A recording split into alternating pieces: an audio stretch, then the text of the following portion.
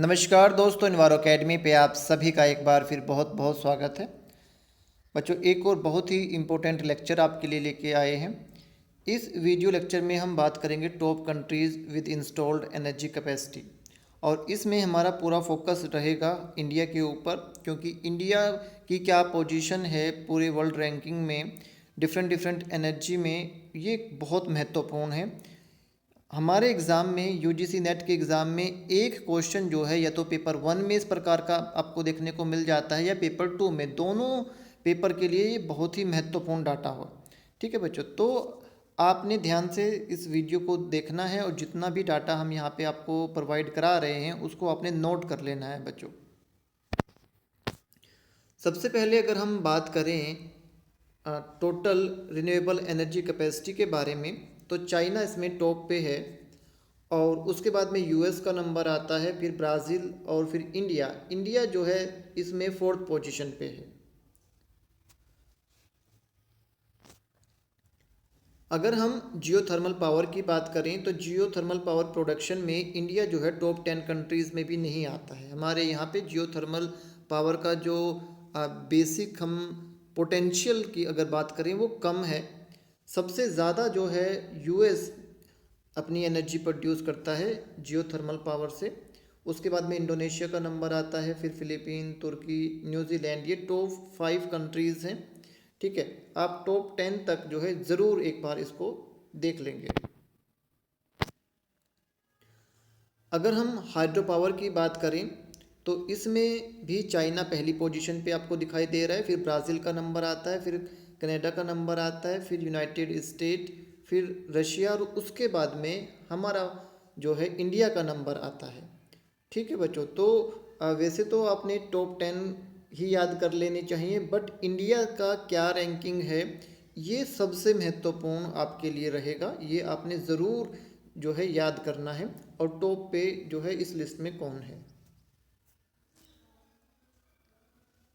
अगर wind power की हम बात करते हैं तो विंड पावर में भी चाइना पहली पोजीशन पे है, यूएस दूसरी पोजीशन पे है में है आपका, और जर्मनी जो है 3rd पोजीशन पे है, और इंडिया 4th पोजीशन पे है। ठीक है बच्चों, सोलर पावर प्लांट में भी अगर हम बात करते हैं तो सोलर पावर प्लांट में भी इंडिया जो है अब 4th पोजीशन पे है। इसमें भी चाइना पहली पोजीशन पे है, यूएस दूसरी पोजीशन पे है, जापान तीसरी पोजीशन पे है, और इंडिया जो है 4th पोजीशन पे है।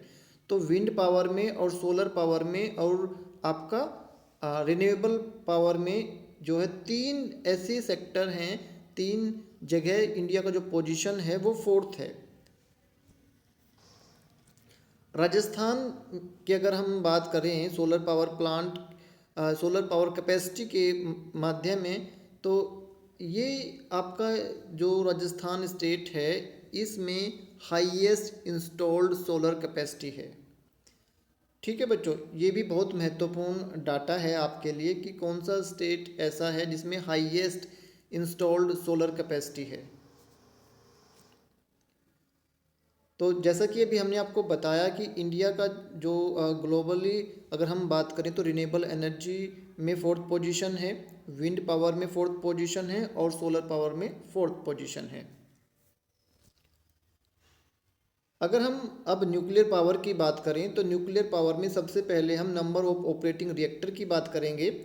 तो इसमें यूएस जो है पहली पोजीशन पे है, यूएस में 96 जो है ऑपरेटिंग रिएक्टर हैं। उसके बाद में चाइना का नंबर आता है, फिर फ्रांस का नंबर आता है, फिर रशिया का नंबर आता है, और हम यहाँ पे आप देख रहे हैं 13वीं पोजीशन पे जो है इंडिया है, जिसके पास में 22 ऑपरेटिंग रिएक्टर हैं। अगर हम बात करें कि कौन सा ऐसा देश है जो अपनी मैक्सिमम एनर्जी जो है वो न्यूक्लियर पावर से प्रोड्यूस करता है, तो इसमें पहली पोजीशन पे फ्रांस है। फ्रांस अपनी टोटल एनर्जी का 70.6% भाग जो है वो आपका न्यूक्लियर पावर से प्रोड्यूस करता है। अगर हम कोल पावर प्लांट की बात करते हैं तो आपका चाइना जो है ये पहली पोजीशन पे है, और इंडिया जो है दूसरी पोजीशन पे है इसमें, और यूएस तीसरी पोजीशन पे है। ठीक है बच्चों, तो ये पूरा डाटा जो हमने यहाँ पे इस वीडियो में आपको दिया है बहुत ही महत्वपूर्ण है। आप लोग इसे बड़े ध्यान से बच्चों याद करेंगे और हमें पूरी उम्मीद है कि एक क्वेश्चन जो है या तो पेपर 1 में या पेपर 2 में आपको इस डाटा पे ज़रूर मिलेगा। तो लगातार सीखते रहिए, मुस्कुराते रहिए, हमारी बेस्ट विशेज़ आपके साथ में है। God bless you all, take care बच्चों।